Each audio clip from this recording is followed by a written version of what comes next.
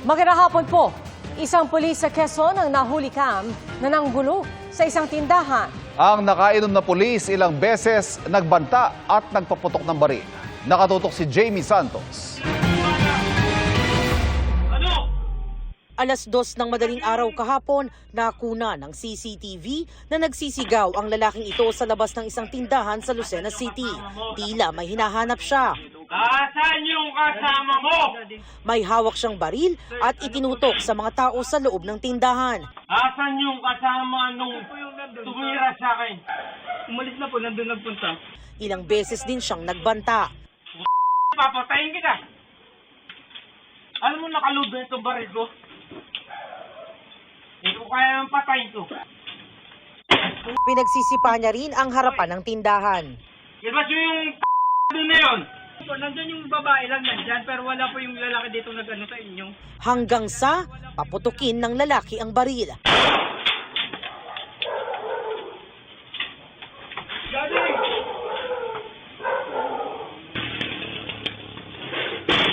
Ang nasa loob ng tindahan, ikinandado ang harang na grill sa tumakbo papasok. Base sa investigasyon, kinilala ang lalaking nagwala na si Patrolman Rodolfo Avila Maglang-Awa, pulis na nakadestino sa Lopez, Quezon. Lasing daw ito at bumibili ng yelo noong una. Pero isang lalaki raw ang dumating para bumili ng segarilyo at biglang tinutukan ng baril ng pulis. 2 customer pa raw ang dumating at pinagbantaan din ng pulis. Kaya pinapasok sila na may-ari ng tindahan sa loob. Sila ang nakitang kausap ng pulis sa kuha ng CCTV. Ang pulis isinuko ng kanyang kapatid sa presinto. Nakuha sa kanya ang ginamit niyang baril. Inireklamo siya ng mga biktima ng tangkang pagpatay, panunutok ng baril, pananakit at pagpapaputok ng kanyang service firearm. Tiniyak ni Police Colonel Romulo Albacea, Quezon Provincial Police Director, na mahaharap sa kasong kriminal at administratibo ang pulis, na dokumentado raw ang ginawa sa CCTV at mga pahayag ng mga testigo.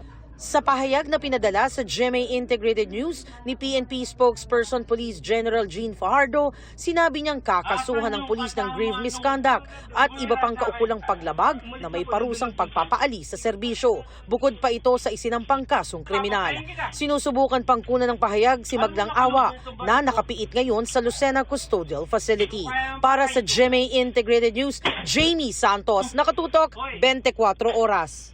Inibisigahan ngayon ang kaso ng pagpatay sa isang enforcer ng SAIC o Special Action and Intelligence Committee for Transportation. Sinisilip kung may kinalaman ang trabaho niya bilang enforcer sa EDSA busway. Nakatutok si Jonathan Andal. Siya si Hervin Cabanban, traffic enforcer ng SAIC o Special Action and Intelligence Committee for Transportation. Natuldukan ang kanyang pagsiserbisyo ng pagbabarilin sa kanyang bahay sa General Trias, Cavite. Batay sa investigasyon, pasado alas 2 ng madaling araw kahapon nang pasukin ng mga di patukoy na salarin ng kanyang bahay. Pagkatapos barilin si Cabanban, tumakas sa mga salarin sakay ng van. Saan mga tama, sir? Agad na nasuwi si Cabanban sa tinamo niyang mga tama ng bala sa leeg, pisngi at mata. Kanina nakiramay sa burol ni Cabanban si Assistant Secretary for Special Action and Intelligence Committee for Transportation, Jose F. Lim. Sa isang pahayag, mariing kinondena ni Lim ang anyay walang saysay na pagpatay kay Cabanban. Pangako ni Lim, gagawin nila ang lahat para mapanagot ang nasa likod ng krimen. Tiniyak din ni Transportation Secretary Vince Dizon na hahabulin ng sino mang pumaslang sa enforcer. Ani ay pinag-utos na ni Pangulong Bongbong Marcos ang mabilisang pagresolba sa krimen. Nakikipagtulungan na raw ang DOTR sa PNP para sa investigasyon. Iniimbestigahan pa kung may kinalaman sa trabaho ang pagpatay kay Cabanban na isa sa mga enforcer sa EDSA busway. Ayoko munang pangunahan yung investigasyon, no? Pero alam niyo naman ho, no? Laging may risk sa buhay ng mga enforcers natin dahil sa trabaho nila. Pero hindi pa ho natin alam kung ano ang dahilan nitong pagpatay sa kanya. Agad naman daw nilang tinulungan ang pamilya ni Cabanban at tiniyak ang kanilang kaligtasan. Tumangging magbigay ng pahayag ang pamilya ng biktima. Para sa GMA Integrated News, Jonathan Andal, nakatutok, 24 oras. Walang kahina-hinalang nakuha sa Taal Lake ngayong araw ang mga diver na naghahanap sa mga nawawalang sabongero. Inilabas naman ng Philippine Coast Guard ang underwater video ng pagsisid nila sa lawa. Mula sa Laurel, Batangas, nakatutok live si Bon Aquino. Bon. Ivan, sa unang pagkakataon, ipinakita ng Philippine Coast Guard ang isa sa kanilang underwater video ng kanilang search and retrieval operation para sa mga nawawalang sabongero na umano'y itinapon dito sa Taal Lake. Sa drone at underwater footages na kuha kahapon ng Philippine Coast Guard, makikita kung gaano kalabo ang tubig na sinisisid ng mga technical divers sa ilalim ng Taal Lake. Merong mga talagang sucks doon sa bottom, probably from feeds, no? Pero yun yung iniisa-isa na check natin, yung mga laman, kinakapa ng ating mga divers para to really help. Ganito rin daw kalabo ang tubig sa kanilang diving operations ngayong araw. Pero kumpara noong mga nakarang araw, wala silang nakuhang suspicious objects. Nag-move tayo ng northeast, no? 10 meters northeast using the jack stay search method na tinatawag, which is a straight line then going back. Initially dun sa area na yon, negative yung nakuha natin, so we will be adjusting to another part, no? We will move again. So hanggat makover natin yung buong kumbaga circumference ng buong search area natin. Sabi ng PCG, lubhang mapanganib para sa mga technical divers ang pagsisid sa ilalim ng lawa dahil malabo at maburak ito. Masusi po ang ginagamit nating mga search pattern and search strategy. Talaga, we always wanted to maximize na bawat baba po ng ating mga divers ay meron po tayong makikita as much as possible. Kasi, again, we are compromising the lives of our divers here. May hyperbaric doctor na tumitingin sa mga diver bago at pagkatapos nilang mag-dive. Dahil buhay ang nakataya sa bawat diving operation, naway mawala na nila mga espekulasyon ng tanim sako o tanim buto. That's normal, no? We cannot, sabi nga lang, we cannot please everyone. Basta kami yung inyong Philippine Coast Guard, katuwang yung Philippine National Police and the Department of Justice. Tuloy-tuloy lang namin gagawin yung aming trabaho professionally, diligently and properly as much as possible until such time that matapos namin yung area na i-search. Dismayado naman ang forensic pathologist na si Dr. Raquel Fortun sa ginagawang recovery. Apparently, based on the picture, sinabog nila yung contents, nilipat sa ibang sako. And, for you to do that at the scene, alanganin yun. Kasi yung contents, lahat, pati yung sako mismo, dapat yan in-examine mabuti kasi you consider that as evidence. Dapat anya may forensic doctor din sa lugar. Welcome naman sa PCG ang mga ekspertong gustong tumulong. Pero paliwanag ng PCG, kapag may nakapa sa ilalim, ini-inform muna nila ang DOJ at SOCO kaugnay nito at kapag may go signal na, tsaka lang nila iaangat ang object. Agad din nila itong ito-turn over sa SOCO para matiyak na masusunod ang chain of custody ng mga ebidensya at walang malabag na lihitimong proseso. Ang NBI Forensic and Scientific Service sinabing wala pa silang natatanggap na sample mula sa mga na-recover sa Taal Lake. Oras na matukoy na buto ng tao nga ang mga nakita. Saka lang daw maaaring magsagawa ng DNA test sa mga buhay na kaanak ng mga missing sabongero.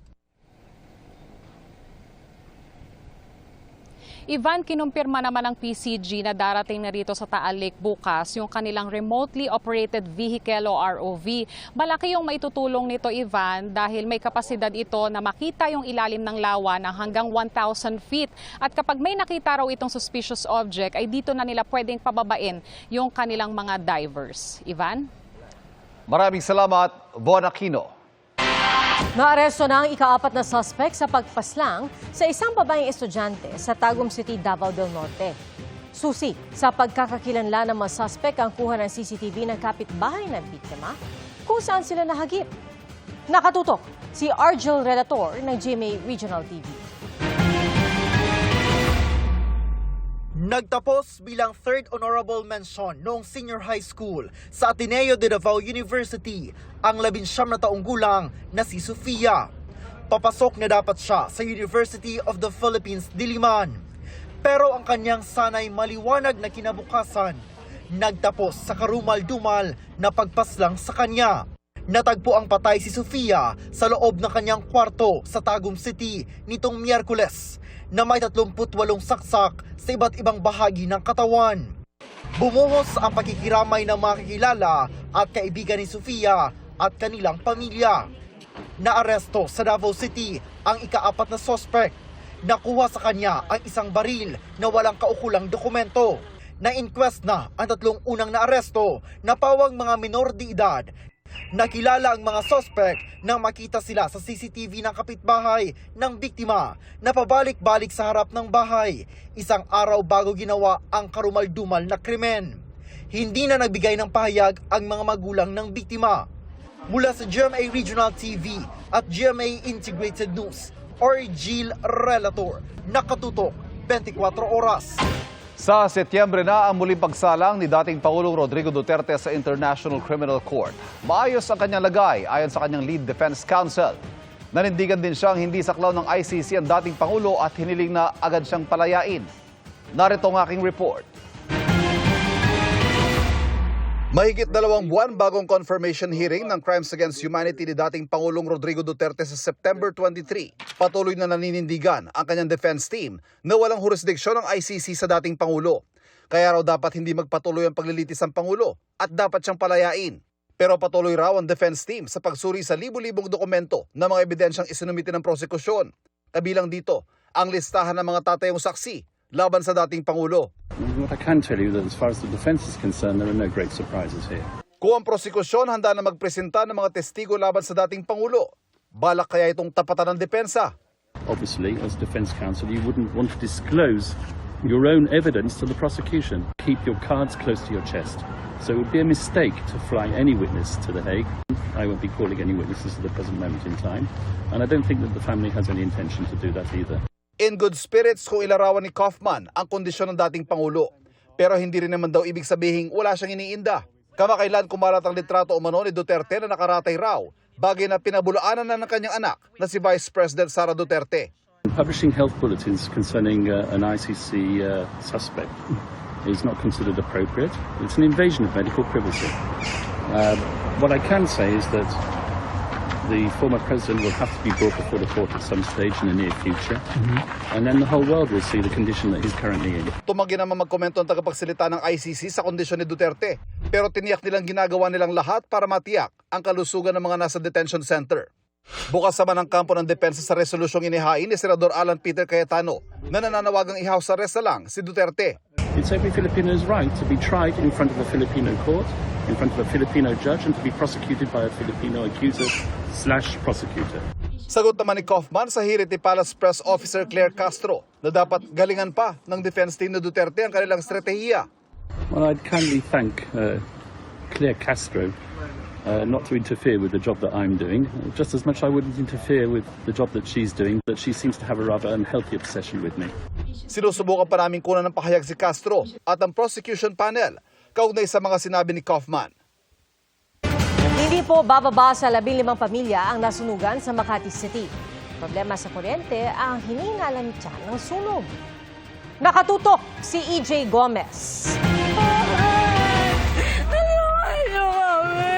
Sumisigaw at umiiyak ang ilang residenteng ginising ng nagangalit na apoy sa 2 palapag na paupahang bahay sa Barangay Bangkal, Makati City, pasado alas 12:30 ng madaling araw kanina. Agad itinaas sa unang alarma ang sunog. Posible raw mitsa ng apoy ang kuryente ayon sa ilang residente. Yung apo ko hindi pa siya tulog, naggagawa ng assignment. Tapos sinila niya ako, nay, sunog. Pagtingin ko sa bintana, nag-i-spark na po, na ang dami ng tumatakbo. Sigaw ako ng sigaw na, Lord, wag naman lahat. Kasi, siyempre, mahirap magpundar ngayon. Magsisimula ka na naman, diba? May sumigaw po na sunog-sunog. Tumakbo na po kami, ma'am. Dala namin yung bata. Mainit na rin po. Mapatakan pa po yung asawa ko sa baraso ng apoy doon. Naging pahirapan sa marami ang paglabas sa compound. May ilang residente ang halos walang naisalba, kundi ang mahalagang dokumento. Naiwan pa yung cellphone doon. Biglang bumagsak yung malaking kahoy po doon sa taas. Inano ko ng asawa ko na palabas. Kung walang asawa ko, sunog kami talaga. Ayon sa Bureau of Fire Protection o BFP, gawa sa light materials ang mga bahay kaya mabilis na lumaki ang sunog. Nagsimula daw to sa second floor. Tapos para madali natin maapula, kaya dinirekta na natin dito sa bubong, umakyat. Kasi diyan naman nakikita yung apoy na lumalabas. Sa tala ng BFP, nasa 15 pamilya o humigit kumulang 45 individual ang apektado ng sunog. Wala namang naiulat na nasawi o nasugatan. Tinatayang aabot sa 300,000 piso ang halaga ng pinsala ng sunog. Tuluyang naapula ang apoy mag-aalauna-30 ng madaling araw. Para sa GMA Integrated News, EJ Gomez, nakatutok 24 oras. 3 patay ng salpukin ng SUV ang isang bahay sa Sorsogon. Narito ang report. Pahirapan ang pagkuha ng mga rescuers sa mag-asawang pumailalim sa isang SUV na sumalpok sa kanilang bahay sa Castilla, Sorsogon. Ayon sa MDRRMO Castilla, hindi nakaligtas sa aksidente ang dalawa pero nasagip ang naulila nilang anak na 2 taong gulang. Sugatan ng bata. Natutulog daw noon ang mag-anak ng dumiretsyong SUV sa kanilang bahay. Batay sa investigasyon, galing Maynila ang SUV ng patungong South Cotabato nang mawalan umano ng kontrol. Nauna nang inararo ng SUV ang isang lalaki nakatayo noon sa labas ng bahay. Nasawi rin ang biktima. 3 sakay ng SUV. Hawak ng pulisya ang driver. Patuloy ang investigasyon sa sanhi ng insidente. Hindi muna nagbigay ng pahayag ang kaanak ng mga biktima at SUV driver. Sa Lawag City, Ilocos Norte, patay ang isang lalaki matapos matabunan ng lupa mula sa hinuhukay niyang balon. Ayon sa CDRRMO, mahigit 12 talampakan ang lalim ng ginagawang balon. Kasunod ng mga pagulan, biglang lumambot at gumuho ang tambak ng lupa na tumabod sa biktima. Gumamit pa ng backhoe para sa search and retrieval operation. Nangako ng tulong sa pamilya ng biktima ang kapitbahay na nagpahukay ng balon. Napuno ng tili at kilig ang fan meet ni South Korean actor Park Seo-joon kasama ang kanyang Pinoy fans. Nag-share din si Oppa ng ilang health tips. Makichika tayo kay Athena Imperial. Nagpakilig muli ng Filipino fans ang South Korean actor na si Park Seo-joon. Nasa Pilipinas si Seo-joon para sa kanyang ine-endorsong brand and advocacy. Sa fan meet niya kagabi, the crowd went wild nang lumabas siya sa stage. Pati ang It's Showtime host na si Ann Curtis, hindi na itago ang kilig sa kanyang introduction kay Seo-joon.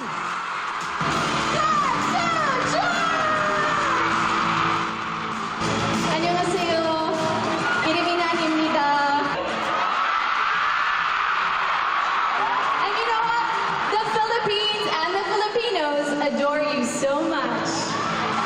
Ilang fans din ang nabigyan ng pagkakataong makausap ang Korean star. I hope I'm not wrong, but you're so mushy, so young. And I love you so much. I can die tonight.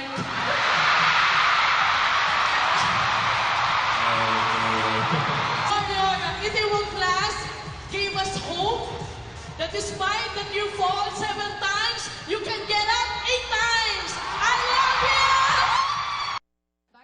Bago ang fan meet, nagkaroon din ng press con si Seo-joon kung saan nagbahagi siya ng health tips.